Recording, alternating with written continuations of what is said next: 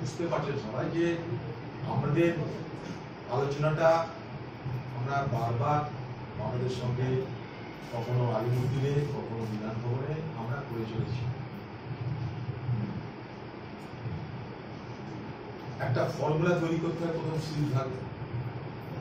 আমরা যে ফর্মুলাটা অ্যাডপ্ট করলাম সেটা হচ্ছে গতবার যারা জিতেছিল যত আসনে সেই আসন সংখ্যা এবং তারপর যারা দ্বিতীয় স্থান অধিকার করেছিল সেই আসন সংখ্যা, এই দুটো আসন সংখ্যা মিলিয়ে আমরা যোগ করে দেখলাম 87।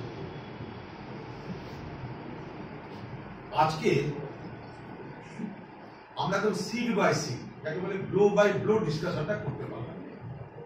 এক একটা সিট ধরে কোন সিটটা কার, কোন সিটটা কার, এই করে করে কংগ্রেস 92টা আসন সুরক্ষিত করতে পেরেছে। আমরা হয়তো আরো তড়িৎ গতিতে সমস্ত ফাইসালা করে আমাদের সিটের সংখ্যা আরো বাড়াতে পারতাম, হয়তো বামপন্থীরা বিবেচনা করত, কিন্তু মাঝখানে